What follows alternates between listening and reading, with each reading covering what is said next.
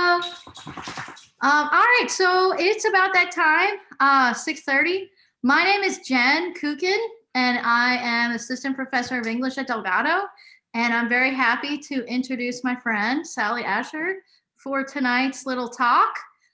She is a well-respected author. She's a researcher and lecturer, also an avid photographer, professional and personal. I think your latest image was the Muses duck float going to City Park today. So if you caught any posts by the crew of Muses, you've seen her work already. It's all over the place. But I wanted to just give this really brief introduction. She's a really good friend of mine. She's been in my, the dog is coming up here. She's been in my pod this whole year because we're still working on, you're working on a new project. But tonight we were just going to talk a little bit about some of the work that she's done. I know normally that these readings, this is Huckleberry, by the way, and like all good Zooms, we must include a pet. Buddy. Anyway, normally we have the author just read from their work, and that, I mean, that's not totally inappropriate, but my choice tonight, my author, my friend, she writes historical literature about New Orleans, and she writes children's books. So there's some pretty different genres going on here. But also it's not really conducive to just a good read. We have some here, and she can pull out, especially the children's books, and we can look at some of the beautiful illustrations and maybe read a little bit of that if you want. But I figured we'd do this a little differently, only in that I'd kind of feed her some questions and get her talking about the process and what it's like to write these pieces and that kind of thing. I'd appreciate it if you guys could jump in with questions if you have them. I know that we try to cater these readings to students that are interested in becoming authors or already authors. Since we're sponsored by the Images magazine, we're always interested in budding artists and authors. And of course, we kind of have both here with a photographer and an author. So I want to fill up as much time as we can with questions from you guys, particularly with regards to the children's literature. I know we haven't really featured that kind of thing, and all of that. So I will move to the chair, and I'll let Sally take center stage and just kind of get her started talking about her work. All right, so your books, your historical work, it's all about New Orleans. There's no Sally Asher book without the city of New Orleans. So the biggest, broadest question is, what about the city appeals to you? What about the city calls to you and makes you want to write about it? I think one of my favorite things is everyone always kind of totes tradition. Oh, I feel like I'm talking to Jen. So totally fine. Okay. I think one of my most favorite things is everybody talks about tradition in New Orleans, which I love. But I always feel like New Orleans has always been kind of grounded in transformation. And I think that's one of the beauty of one of the most beautiful things about New Orleans. We tout our tradition, but we revel in transformation. And an example of that right now is, like, for example, the crew of house floats. And, you know, this is rooted in a traditional Mardi Gras sense, but we've once again transformed to rise to the occasion, which unfortunately is, you know, a pandemic. But there's been so many points in history over and over again where New Orleans has always had its foot in tradition, but alters and changes to suit its own needs. I mean, it's somewhat kind of narcissistic in that way, you know, it's always going to be about New Orleans, but it's amazing how ideas and people can change things. And that is very apparent for the good or for the bad in New Orleans. And I don't really see that in other cities. And it's also very, it's very closed door, and in the same sense, it's extremely open. And so while it's secretive and while it's open, that's always fascinated me. Oh, I love it. Thank you for bringing up the house floats, by the way. And I'm just going to insert my opinion that this particular author's house float is rather amazing. And she's also taken on the helm of co-captaining. Is that right? The neighborhood of Bayou St. John? And Fairgrounds. Oh, yeah. I'm sorry. And the Fairgrounds. So Rebecca Gallier, she's my co-captain for the Bayou St. John and Fairgrounds. We combined our neighborhood, which was really smart. It was her idea. Wow. And it's been a lot easier to divide up the the tasks. I looked at the Google Maps today and I was pretty overwhelmed with the volume of house floats. I think that our response to the pandemic just epitomizes that transformation that you've been talking about, and people have embraced it. So I'm excited to see what happens in the next couple of weeks, but I digress. All right, so how did you get involved in researching the history of New Orleans? Because that's the focus, right? Researching the history. So how did that come to be? Like, where did you stumble upon this, or think it through? What was the process? I think it started with when I saw the street signs, Religious Nuns, which is kind of off on Tchoupitoulas. And I thought that was one of the most hysterical things I had ever seen. And so a friend of mine told me about the streets Hope in New Orleans. And so I went and photographed it, and I was selling it in the art market, and people had a really strong emotional reaction to it. And a lot of people who were, born and raised in New Orleans kept asking me, is this street real? Does this exist? Did you Photoshop this? They had no idea. And so I started looking I wanted to basically have some street cred and explain, where the street came from and where these names came from. And that is kind of what started it all. It was very organic. That, and I was looking at Al Rose's Storyville books, and there was some illustrations in there, sketches from the Mascot, which was the largest illustrated newspaper in New Orleans from 1882 to roughly 1896. It was a weekly newspaper. It was extremely, extremely scandalous. Editors were shot and killed over it. They went to jail. It was a huge to-do. And so I went to the downtown library and started looking up the Mascot just to see the illustrations, because I thought I could use them in screen prints. And then I became much more interested in what the stories were, what they were writing about. And the actual Mascot itself, I found out that the founders and editors were just as colorful as their illustrations. So it's always kind of started visually for me, and then wanting to find out the why of it. All right, so the reference here is her book. Oh, this was the photo. And so while it might not be the most graceful title, I really wanted it. I knew that I wanted to include this on the cover. And this is actually a bar. This is it's something like historical Parakeet Bar and Lounge. It's this really unusual bar. And I shot this about 4 or 5 times, and then realized that 5:30 in the morning was the best time to shoot this. So I'm actually on a ladder up against a chain link fence in not the best neighborhood. And just to get, what I wanted. And so it all kind of started from this photo. I love that book. Oh, My street is, I think, the last street featured in your book. And one of the curious things about it is the 3 different ways that it's used. It's spelled differently depending on which end of the street you're on. And then sometimes it's a street and sometimes it's an alley. So I don't know where else you can counter. Hennessy is the same way. Hennessy was named after Chief David Hennessy, and it's spelled correctly in the street tiles, and then the actual street name is misspelled. Oh. And it's just never gotten around to changing it. Yeah. Well, you can send me mail all 3 ways. We've gotten mail all 3 ways. You can get your Christmas cards. Yeah. Thanks to the idiosyncrasies of New Orleans. At least it's working out. All right. So one of the things I noticed too in perusing your books is it's not just the general history of New Orleans. It's the Obscura. And I found that term today. I was like, that's the term I want to use to talk about your writing, because who would think to focus just on the street names and from there delve into the history? So it goes along with the book about the cemeteries, which is the other history piece here.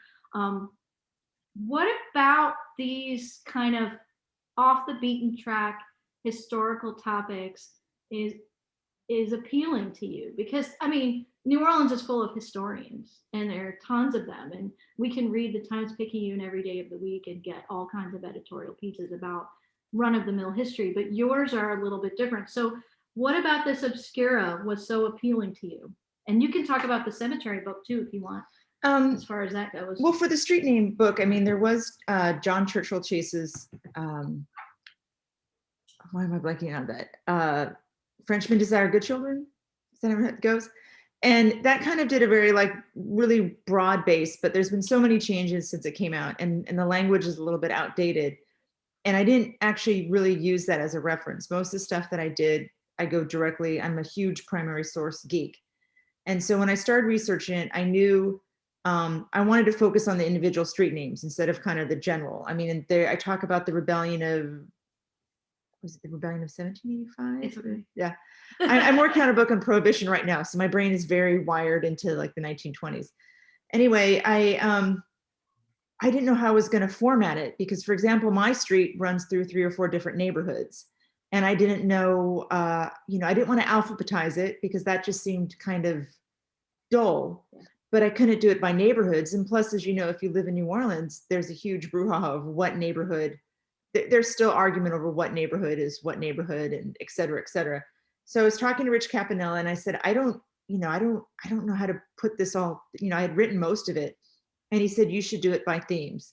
And it was like a light bulb went off in my head.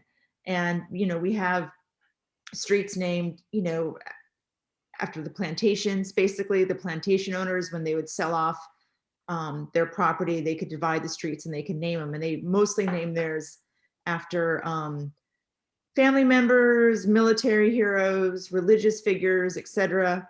At one point, I think there were 6 Napoleon streets, Napoleon Avenue, and they finally had to kind of step in. There was also a lot of John the Baptist streets. And then you have streets that are named, after pirates and military figures and politicians. And so you started seeing all these really, really wonderful patterns. And my favorite person in the book has to be Bernard Maroney, because out of all the people that I studied that actually had the opportunity to name their own streets, this is before the city council stepped in and it was, voted on and agreed upon. Most named them after military or family members or religious people. And Maroney would just name it after whatever he wanted, things that he liked. There used to be a Genius Street, which who doesn't want to live on Genius Street? Aww. And a Love Street and a Hercules Street, that were all, and of course, the Good Children Street. And so Maroney would name them after a lot of his passions, which we still have arts and industry and agriculture street. Yeah. There was a craps street that he was also a big craps player. He's known to have brought the game of craps to New Orleans. And he lost not all of his fortune, like people say, but he did lose a significant amount of money on craps. And finally, the churches, it was like First Lutheran of Craps Church. These 3 churches petitioned to get their name changed. And so that's Burgundy. That's Burgundy stretched in, and that used to be Craps Street. So, what you name your streets is a really large reflection of who you are and what you stand for. And I think the renaming that's going on right now is so interesting. My big pitch would be have an Andre Caillou Street, which is, we're getting rid of a lot of the Confederate generals and everything that's going on. But Andrew Caillou was born in the 1820s, and he learned the cigar trade. And his owner allowed him to kind of work on the side, and he bought his freedom when he was 21 years old. And he was very proud to be known as the blackest man in New Orleans. That was kind of his distinction. And he was also one of the greatest boxers during this time period. So he joined the, the Native Guard, Louisiana Native Guard. And then when Butler captured the city, he joined the Union Army. And he and his regiment, which I want to say is Regiment E, but don't quote me on that, was one of the first Black units to actually see battle. And he led his unit. It was basically a suicide mission to Port Hudson, which was 300 feet up. And, that's just awful. And it was suicide. And he kept saying, onward, my children, onward, my children. And a muzzet or a muzzle ball tore off his left arm, basically. And he kept going until he was shot and killed. And typically when there was fighting between the Confederacy and the Union Army, you do a ceasefire and would allow people to go out and gather their dead or gather their wounded. But since it was Black soldiers, the Confederacy refused. And so Caillou laid out in the open, and this is like May, June, New Orleans, for 6 weeks out in the open until they could finally go claim his body. And then he laid in state, and they had a massive funeral for him that the New York Times wrote about. And actually they said it was the first time that free people of colors and slaves came to gather out in the open for one of their own. And years later, during the United Negro Convention that was presided over by Frederick Douglass, they hung a flag with Caillou's blood on it over the meeting. And all these Caillou societies, benevolent societies formed that were working to give Black citizenships. And now he's like lost, and he's just this amazing, amazing figure. And I definitely think my pitch would be, when we get rid of one of these Confederate generals, rename it to be, Andre Caillou Street, Avenue, Boulevard, whatever. No, I just love it. A street after him. I haven't heard anything about this. I mean, I don't know that this. And I hope I'm pronouncing it. It's like Caillous, and it's just he's a figure that's lost at time that was really important. And about 25 years ago, I believe they had a funeral for him, like at St. Augustine. His grave has been lost. He's buried in St. Louis Cemetery #2, and there was a plaque for him. But I mean, he was just an incredible, incredible, significant figure, and I think he should be honored in New Orleans. I don't know that his name is on the table. Hopefully, it will be. I hope so. If anybody has any pull, please throw his name in the hat. Letters to the editor, absolutely. And so I think that's a pretty cool anecdote to go along with the street name. So it's not just street names. No. So, and I've most of these projects that I start running take me on to the next projects. For example, I was writing about Bourbon Street, and that was the first street I decided to write about. And I went way, way too deep. And I started going through the city databases, I guess you say like the phone book. I can't remember, I'm blanking on what it's called. And I decided to track the number of bars on Bourbon Street by decade. So I was going through and individually tracking the saloons to count, so I could add this as a little fact in my book. And I get to 1920, and I'm like, where's the saloons? Like, is it being renamed something else, like taverns or coffee houses? And it's like, no, it's Prohibition. And so from that, I just started to look into Prohibition, just to basically find just a few sentences just to write about, and realize that Prohibition New Orleans has never really been written about. I found one scholarly article, but most of the books that are out there on a national level, which there's a lot, some don't even mention New Orleans. And if they do, it might be a sentence or two. And that seems to be the case in the national discourse, that the South is generally left out. It tends to be East Coast, West Coast, and some Midwest. And the history that I found from it has just been absolutely amazing.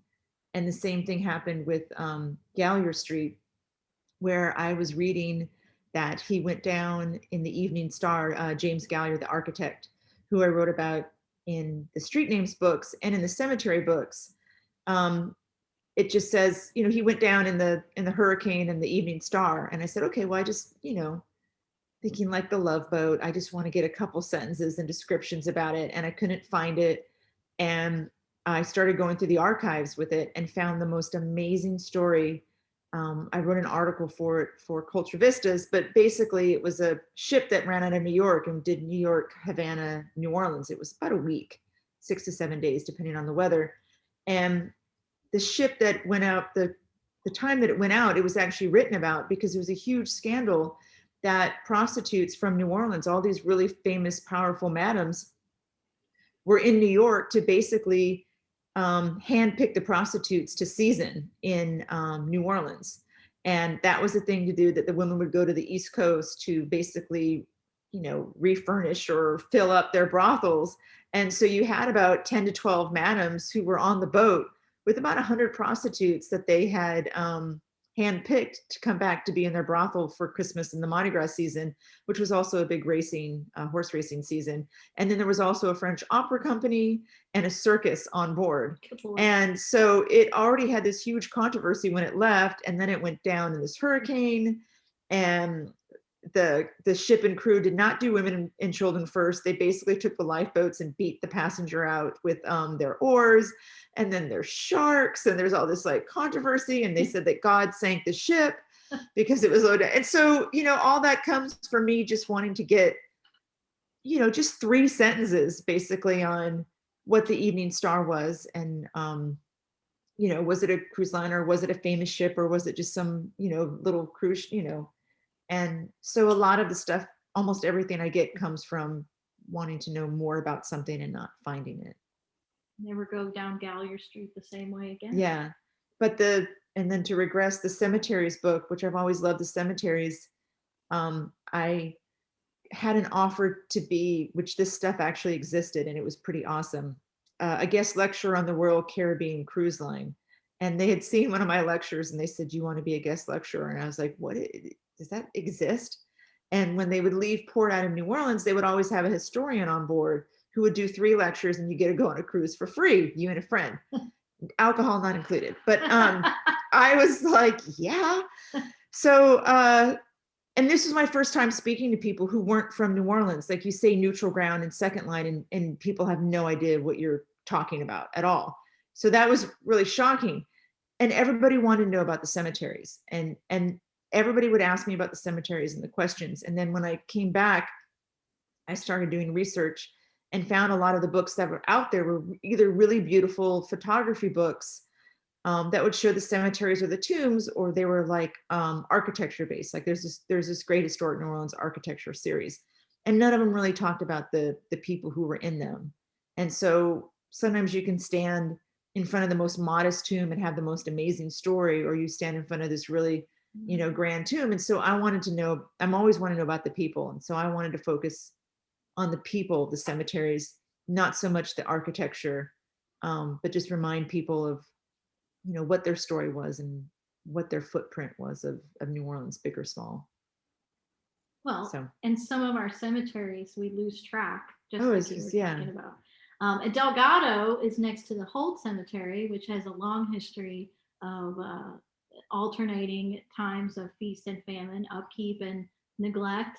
And I know that even our funeral director program, those students work very hard on the cemetery. I think it's in better shape now than it's been for many years, but we are intimately acquainted with the situations in the cemetery. And we do have some notable figures in Holt Cemetery. Buddy Bolden's, I mean, he's lost in there. And then the, what was the upstairs lounge fire? Yeah. Holt is a gorgeous, it's a really emotional cemetery. And I've been documenting about twice a year for years now. I go in and take pictures of and it just changes. It's amazing. I mean, it's amazing. You have Holt, and then you have something like Metairie Cemetery. Right. And yeah, Holt's very special. Well, and our founder, Isaac Delgado, he's there. But he's in Metairie. Is he? Yeah. Oh, he's in Metairie. My bad. I'm sorry. Yeah. I don't want to misplace somebody. Which led me to the question, when you say somebody is lost, it means that the official record doesn't have an exact location for the person? Yes. Like Andre Caillou's tomb is lost. We don't know. I mean, they did when it used to be, so St. Louis Cemetery number 2 was one giant cemetery, and Claiborne Avenue was amazing and gorgeous. If you see some of these old pictures, I want to say John McGill, I think it was John McGill who wrote an article about what Claiborne Avenue used to look like. So imagine all these, you know, rivaling St. Charles Avenue, Upper Esplanade Avenue, beautiful oak trees, until the overpass came in and it was cut up and divided. And at that time, there really wasn't much care. So if you happened to be where the street ran through, you know, he might still be in, you know, or he might have just lost. He's lost, either if he's in some random tomb and we don't know where he is, or if he just, you know, went the way. Yeah. And it's interesting to me because I'm sure it wasn't on purpose, but Treme, who's buried in there, his is, when you're in the first section of St. Louis #2, his is right there. And I think about like, I mean, Treme is named after him. And I think, wow, just a few more yards in the other direction and he might Gone the way of the bulldozer. gone the way of the bulldozer. That's a good term. Yeah. Oh, that's so interesting. So yeah, I was going to ask you about interesting anecdotes from your research, but they're coming. I guess the question is that for students that might be interested in this or just general interest, you describe going to the archives, you describe looking at these original sources, but I guess my question was, how does one go about doing this kind of research? Is it sort of a haphazard process? Who do you kind of rely on? Who do you talk to? Where do you go?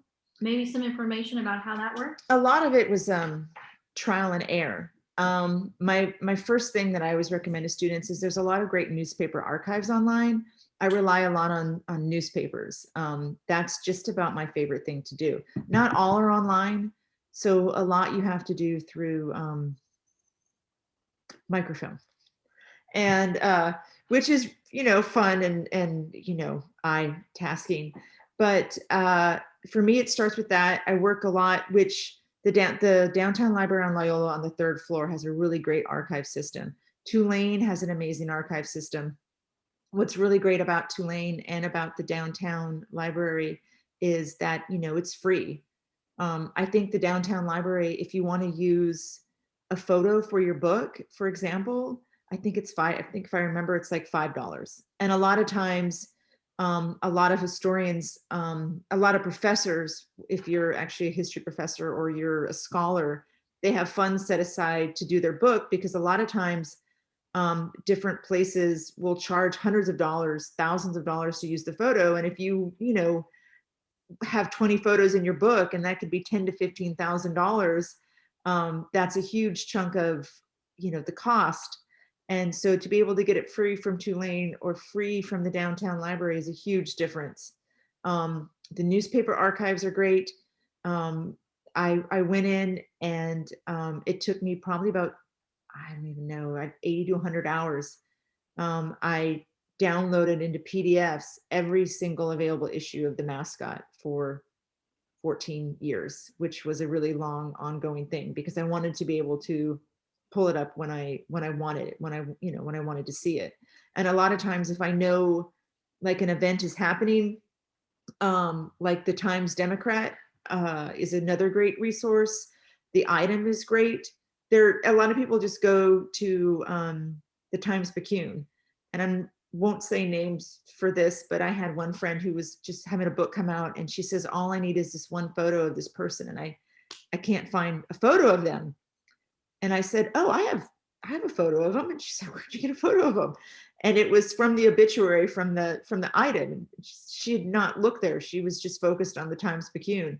And so since my work tends to, be at least 100 years old, if you know what an event that happens, like say Mardi Gras, then I'll go through that date in the Times Picayune, in the States, in the Item, in the Weekly, anything I can to get a different perspective. I find like the Item gets the facts wrong, but they tend to comment a lot on like what women wear and how men are dressed. And so that's really great to add. And so all the different papers have their different allegiances and things that they focus on. And some were more, sensationalized. So they're going to write about, the woman showing up in the gaudy Egyptian kimono, the lover of the married gangster who died in court. And I want to know what she's wearing, and a lot of other ones. And then court cases are great too. You can get an incredible amount of information from court cases, because they'll have, for example, the mascot was always being sued constantly. And just from reading through the transcripts, finding out what their circulation was, who their advertisers were, who they sold to, who the actual editors were, and what they did. So you can find a lot out from criminal and civil court cases too, and they can be fun to read. But there is, ones that, date back in the 1800s where you have to put in a request for them and they have to put them in a dehumidifier for 2 or 3 days. And then you go and it's like the most gorgeous handwritten, you know, everything's handwritten out and it rolls all the way across the table. And it's like, thank God for this, because I only have an hour for lunch. And I keep going in and I just snap all the way down. And then I go back later and put them into a PDF and sit down and read them when you have to just go quickly. So I can't imagine having to sit down and take notes. So kudos to all the researchers from 30 years ago who, The old-fashioned way. yeah. And also, side note, the library and Tulane will let you scan for free. And if you bring a jump drive in, so you can scan everything and put it on a jump drive. And then the downtown library will, whatever the cost, if you can be copied, whatever the cost it is to run off a photocopy. So they're not going to, other places will sometimes charge you like $1 a page and they copy it and you can't. So using these resources is invaluable and I'm very grateful for it. But still, it seems like the history is pretty accessible. And luckily, it sounds like in New Orleans, we have a good array of resources for that, which, I appreciate that. I just, being the everyday citizen over here, I didn't really have any idea about it, There's some files that I'm trying to track down that I'm determined to track down. Hence the Obscura. Yeah. All right, well, we're about halfway, so I wanted to switch gears because I didn't want to neglect the children's literature component. Vastly different, right, than historical writing.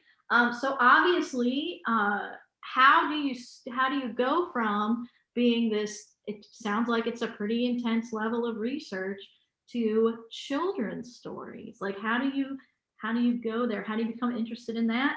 And it's more, how do I go from being interested in children's literature and literature in general to history? Oh, okay. Because my background is literature and my passion and my love is literature.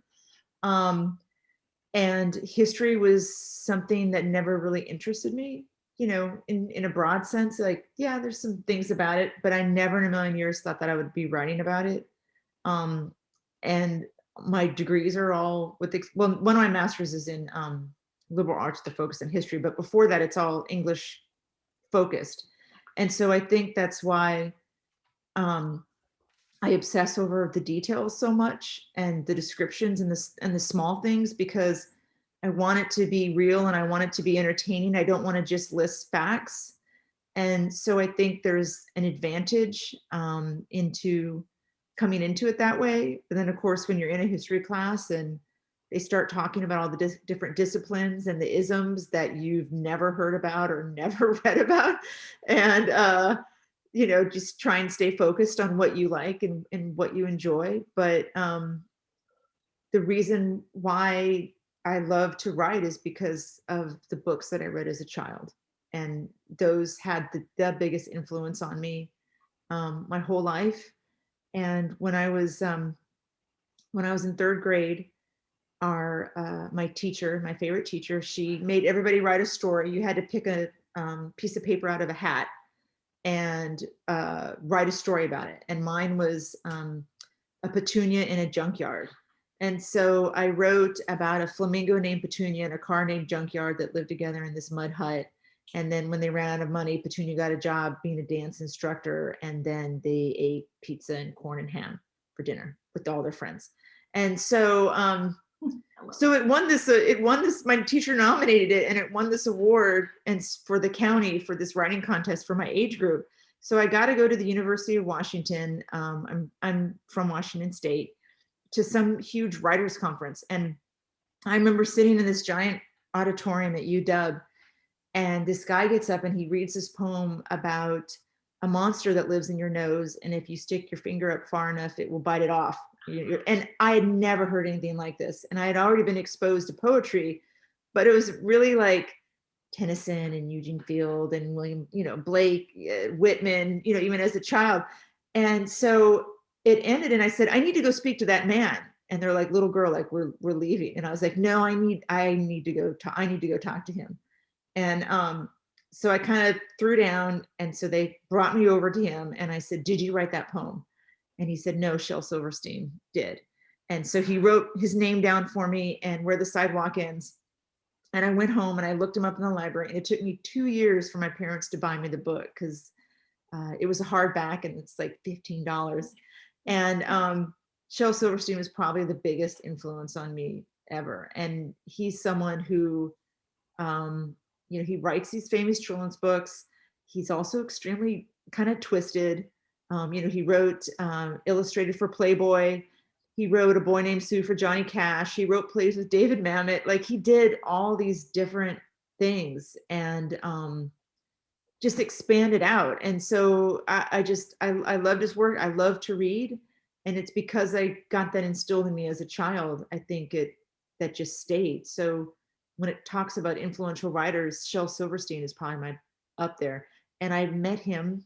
I ran into him on the street in the French Quarter in 1994, and ended up spending the afternoon hanging out with him. One of the greatest days of my life. Probably my worst geeky fangirl of my, Worst and best. Worst and best. Yeah. Yeah.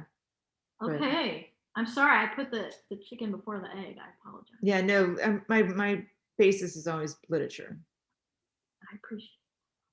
All right. So let's talk about the Mermaid Book. That's the biggest, brightest contribution here.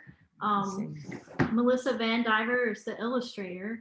And like I said at the beginning, I don't think we've had any authors in this series that are publishers of children's work.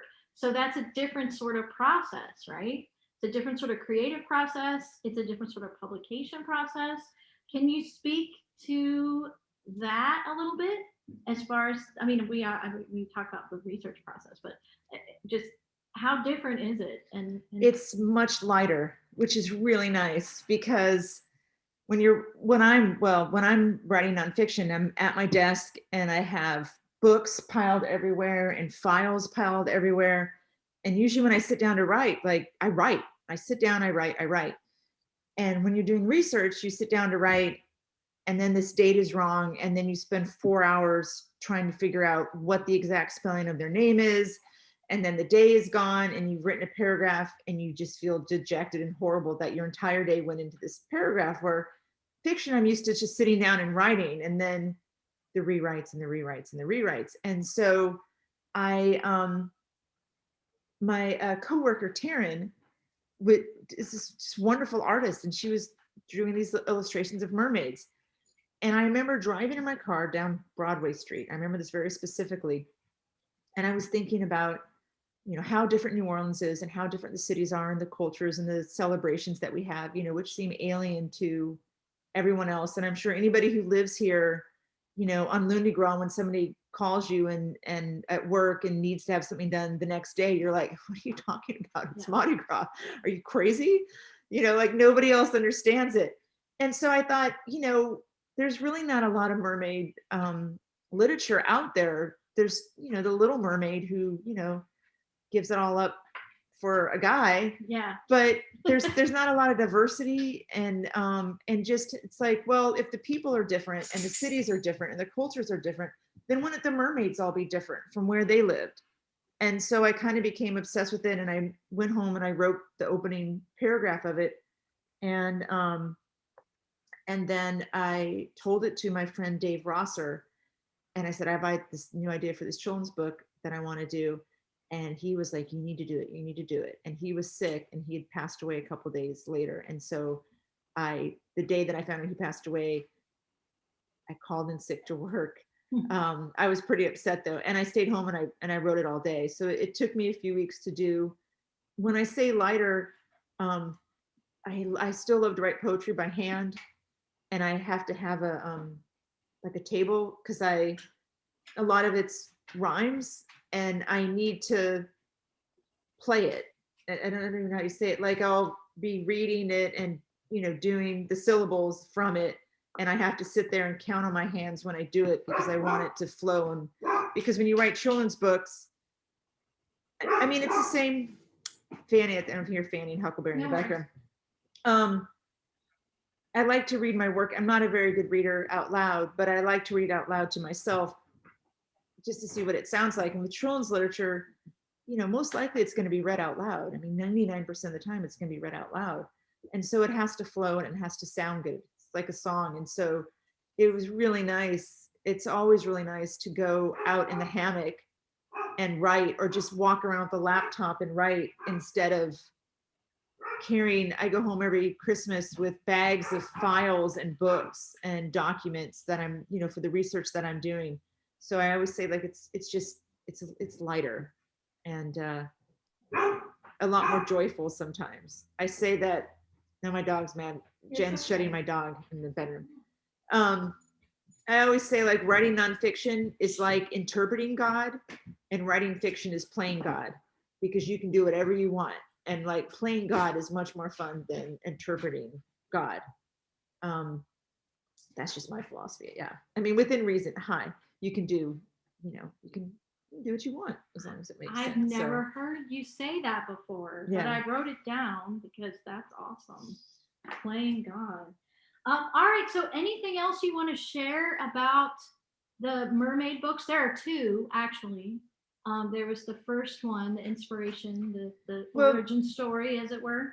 So the Mermaids of New Orleans talks about the mermaids who live in the Mississippi River. And I completely and totally lucked out with Melissa Vandiver as my illustrator. It wasn't random, but the first illustrator fell through, and my friend Mariana she was a pet portrait.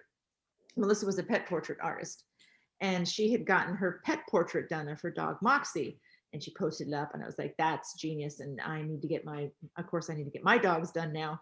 And then I started looking at more of her work and thinking, like, I think she could illustrate this book, and I wonder if she would be interested. So I contacted her, and Mariana told me, she's really easy to work with, and she's really, collaborative, which is important to me. And she wanted to do the project, and she was just absolutely amazing to work with. And I'm extremely detail oriented, and I worked sometimes with artists in the past, and it seems to be a lot of times they either do whatever you want, whether it's good or bad, because you don't always have the best ideas. And sometimes you need to tell someone, or someone needs to tell you, like, that's not going to work, or that's not good. Or they're like, I'm going to do whatever I want, and this is my vision. And you're like, well, that's not how I want it. And Melissa was amazing, because she would do what I wanted, but she would make it her own. Like, for example, I wanted the streetcar to look, or the fleet car to look a certain way, and this is what I wanted.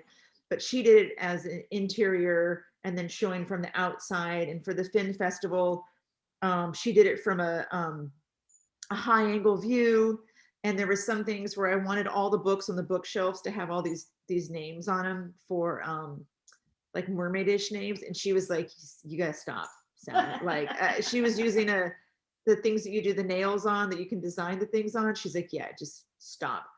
But the book is very, I wanted to make it so adults would like it, that they wouldn't, just hate themselves when they had to read it. And so, big Frida, she signed it too. There are a lot of colorful. There's a lot of cameos. So I wanted to represent, like, different women. It's Peggy Scott LeBourne, photographer Cheryl Gerber, and Yvonne LaFleur, and Harisse Harrison.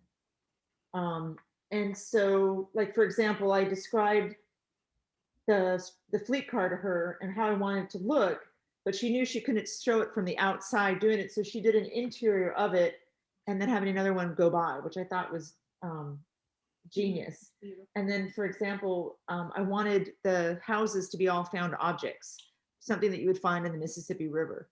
So I literally gave her a folder of probably like 200 photos of, these are old burlesque signs and old bars from the 50s, an old Dookie Chase sign and restaurant, an old K&B, Santa, different, things for there, and, muses, shoes, and fences. And then she took it, and, and I basically said, this is things that I want to have in here. I want shutters. I don't want this beautiful shining glittering, because that doesn't ring true to me. I mean, you've all seen how Color of the Mississippi River, and, this is Leah Chase and Poppy Tooker, and, and she just she did it. She was just amazing. I feel like I started at the top, and I don't know, she's the only artist that I've worked with so far on books. She also did my second book. I'm a little scared to work with somebody else now after her, but she was great. And Chris Owens. And for example, I was like, this is James Booker and this is Dr. John. And I want a new trio to look like Dr. John. I want James Booker to have his eye patch. And this is Ava K. Jones, who's my favorite voodoo priestess. And make sure you get her glasses right. And Melissa was extremely patient, and she was just amazing talent. And now she's God, I think she's illustrated like 4 or 5 different books, other children's books. So she's like full-time children's. She still does pet portraits if you want to get your pet done by her. She's great. But yeah, I lucked out, and the collaboration, because usually you don't, as a writer, you don't really collaborate. You write, and then an editor comes in, and my position has always been with an editor. Most editors, I would say like 80%, that their job is to make you look better and smarter. And so I've published some essays in anthologies before, and then you get no matter how good a writer you are, you're always going to get the red ink back. And so, and they want to make sure that everything's spelled correctly. So they ask you over and over again. And so I emailed her back and I said, thank you so much for your edits, and I really appreciate it. And she's like, no one ever thanks me. They mostly get pissed. And I'm like, why? You're making, you're basically just making me look smarter by changing things. And I have thrown down with editors before creatively, but you choose your battles. But overall, they want you to look good, and they want to look good, and they want to do a good product. And you just have to remember that most of them they're on your side. So don't get so upset about all the red marks and the clashes. I'm interrupting only because that goes for your teachers as well. I'm just going to throw that out there, my personal bias. Yeah. Sorry. Yeah, they're and it sucks, it hurts, and you want to get those back with no red marks on them, but they are helpful, and you do learn. There's chats. Should I look into that? Yeah, if you want to, you can click on the chat. I mean, it's nothing bad. No, people could speak if they want to. I guess they just wanted to make a note. Hi, Dan. I only had, while you're looking at that, I only had a couple more questions because I know we're going to get to some time here. And it was really just about advice for budding writers. Thank you to the person who said they love my dog's names. Oh. Fanny's right down here kissing me right now. So the dogs, they don't leave you alone when you Zoom. That's the rule of Zoom. Yeah. So I guess that was it. And you kind of already touched on this, some advice for budding writers. That would have been my closing question for you to direct it to any of the budding writers out there, whether it's this genre of children's literature, which is like poetry and art, or historical nonfiction, or whatever. I think that you can give some insight to that. And then if people want to ask questions. Yeah, I mean, you have to fight for what you want, but you also have to make sure that you put your ego aside, and you have to look at it as a piece of work. Like there's times where I put something and somebody's like, I don't get it. And I'm like, well, you don't get it. And then another person says they don't get it. And then third person says they don't get it. And then you're like, okay, maybe I need to step away from this and look at this from a different perspective. If nobody's really understanding what I'm saying, or if they're not, getting this. So there has to be a really delicate balance between, knowing what your vision is and wanting to fulfill it, but then also being able to take, criticism. And there's been times where I've flat out said, no, I'm not changing this, and I'm not doing this. And other times where you're like, yeah, you're right. That's much better. Thank you.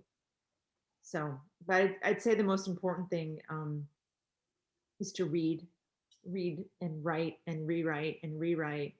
And networking. Like the Mermaid book came from, it's published by University Scholarly Press, and they had seen me at some of the book festivals, and they're like, Sally, if you ever do another book, we'd love to see some of your stuff. And I know that they were thinking about history books at the time, and so then they were a little surprised when I sent them a children's book about mermaids, and and they said yes. And so I went for it.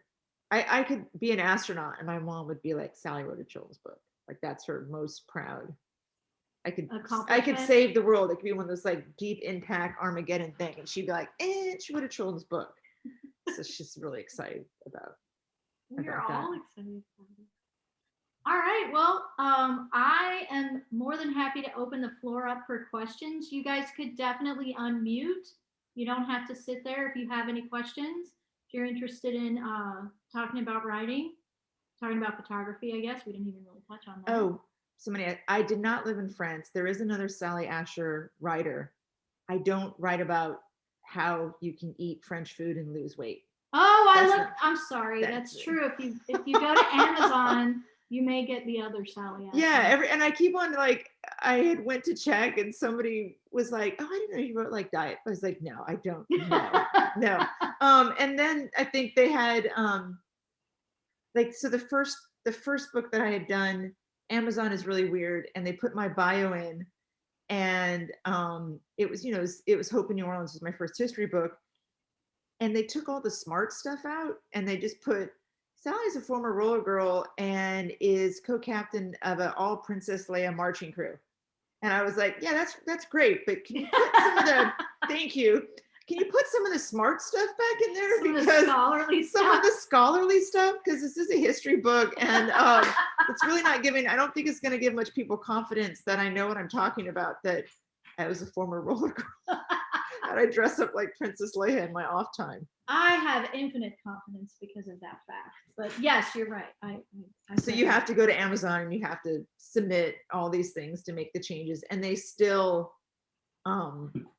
it will be fine. And then 6 months later, you look and it's completely different. I don't know why. Are you seeing the chat? I guess you can see it. Yes. Okay. Somebody said merci. I only know, like, I would be. I am. You'd French, be remiss to write about losing weight and eating French food, though. Yeah. Somebody should write. I mean, that would be like writing a book about how to lose weight and eating New Orleans food. It's just not going to happen. Yeah, I was like, I don't think there is. Oh my goodness, Annie. Needy dog. Needy puppies. Well, any other questions, you guys? Please feel free. I moved to New Orleans in '94. I remember that. That was I moved, and then Kurt Cobain killed himself. Ah. I just remember. That's how I always. The milestone that marks the change. Yeah, because I mean, I was from Seattle, and that was kind of the grunge capital. The grunge capital, and I was young, and I thought I went to an all-girls Catholic boarding school in Colorado, and my roommate was from New Orleans. She was born and raised in the French Quarter. Her parents had just gotten divorced, and her father lived in Denver, so she was going to school there to be closer to him. And of course, everybody's born and raised in the French Quarter, and the French Quarter is all New Orleans, and that's all New Orleans is. And to this day, she's the only one I've ever met who was born and raised in the French Quarter. And I had never heard anybody talk about the city the way she talked about it. Like, she knew facts and history, and I didn't know anything about where I was from at all. And so I came down to visit. And after I graduated, I thought, yeah, I'll move down here for a couple of years just to see, just to live somewhere different. I'm not married. I don't have any children.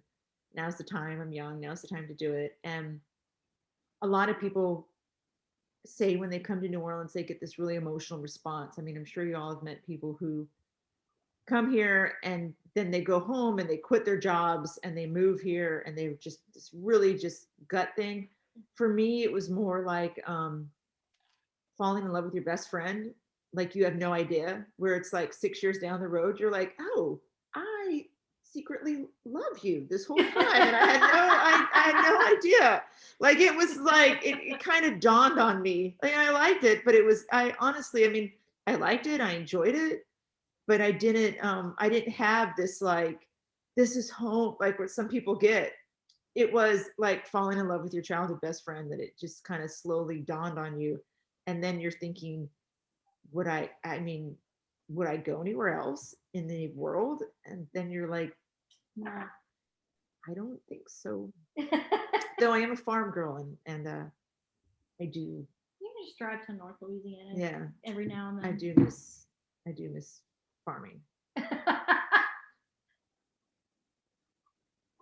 Oh, can you They name might. 3 stories that need to be told that you are not currently working on? Oh gosh. Well, I mean, I think people think that you can just Google things nowadays and that it's going to come up. And there's so many untold stories out there. And I think most of the untold stories tend to deal with people of color and women. And those are the stories that interest me the most.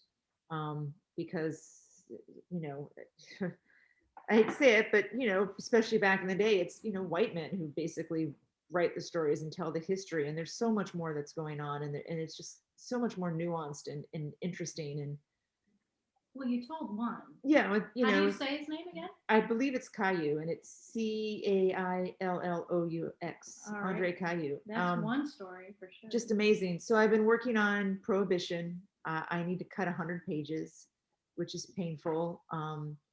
And that's why it's probably going to not come out till next year.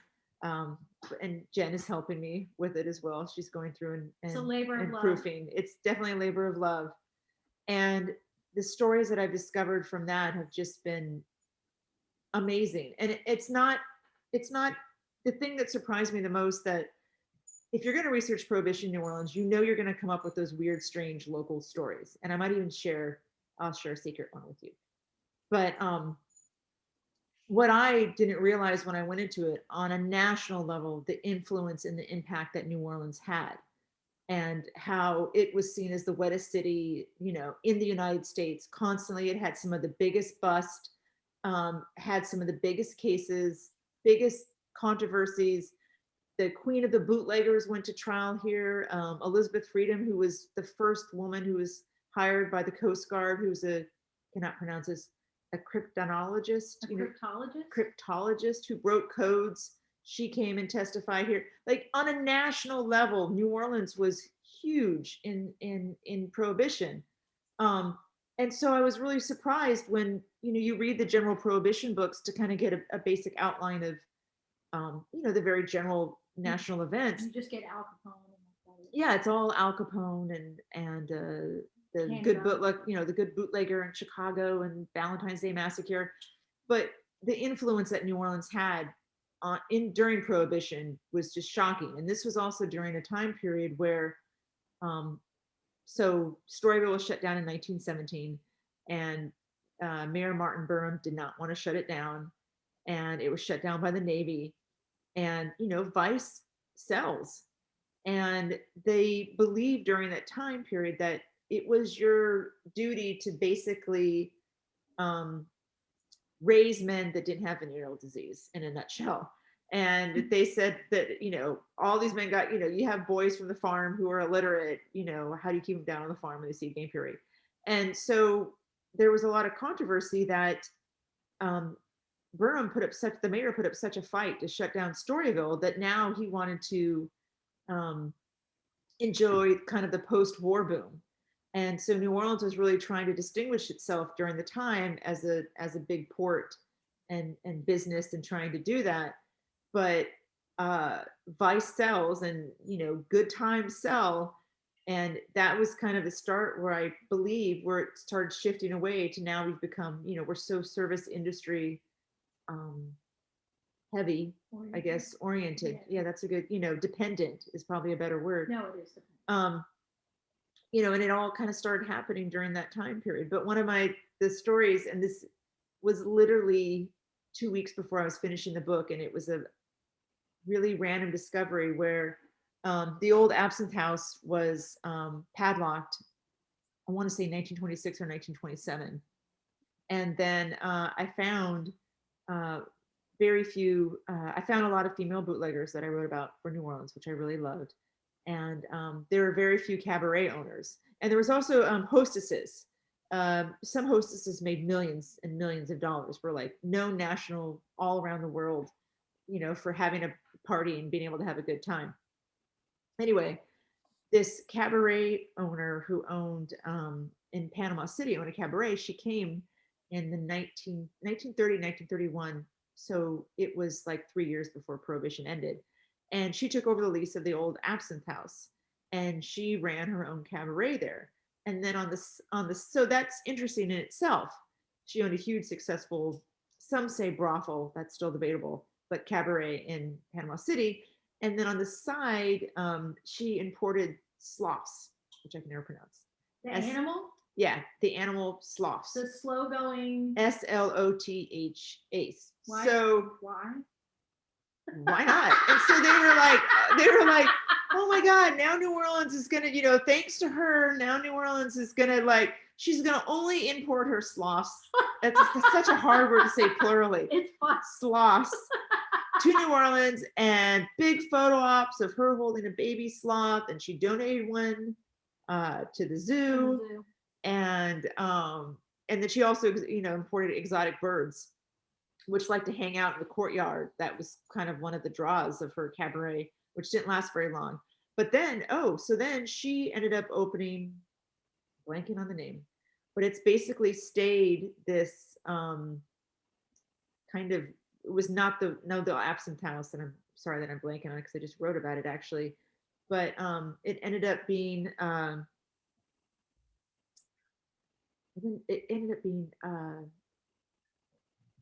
it was an Asian drag queen restaurant, and then Jennifer Flowers turned it into the mistress of Bill Clinton, who opened up her own club. So it actually, and then it was like Pete Fountain owned it for a while, and then there was like a club based on. So she ended up opening this club, and she was a French Quarter fixture for decades, and she ended up staying in New Orleans. And this one club, which is now the Paris Room, which I see Donald Lewis and Diane Shorts are on it, who are in Louisiana History Live, is where you all did your first, do you remember the Paris Room on the second floor? Donald, and you nod.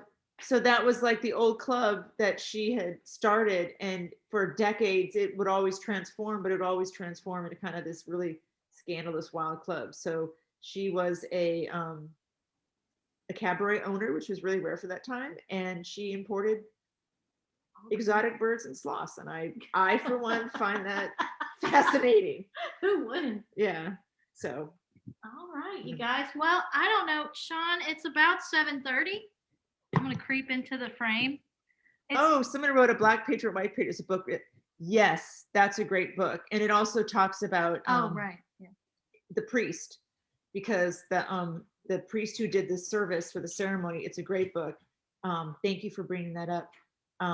He had been excommunicated from the church because he was against slavery, and he oversaw his Caillou's funeral. And I believe his wife then went and lived with the priest and worked as his maid for a while. But yeah, it's a great book, and there are so many great books out there for New Orleans that don't get any press. That don't get any press or don't get any attention. Some really great stories out there. But yeah, that's a great book. Thank you for bringing that up. Well, that's what I was saying. I don't know if Sean wants to, because it's been about an hour, so I didn't want to take up any more of y'all's time. If there are any last questions, obviously, we can take those. I want to thank you guys. This is quite the crowd to come out for one of these things. I really do appreciate it. Please support our literary and arts magazine, Images. That's the founding publication here. And thank you, Sally, for coming and talking about everything under the sun in New Orleans. And I love it. I really do. I'm very excited. I'm excited about the Prohibition book. I can't wait. I'm excited for it to be done. Well, I mean, we're all excited for it to be done, but I'm excited to see it. So yeah. I'm going to say goodnight to you guys, and thank you for coming. And we can just click the end. I don't know. I think we're in charge. Wait a minute. Hold on. Go see the dog. You see Fanny. Come see puppy. He's like, there's Fanny. You met Huckleberry earlier. Yeah, he's the one that. Yeah. I'm sorry, they're literary dogs. All right, guys. So they're in my book. Yeah. So we'll log out, and I appreciate y'all. Thank you so much for coming, and have a good night. Good night. Thank you. You can click end, go to the little red end, and then end.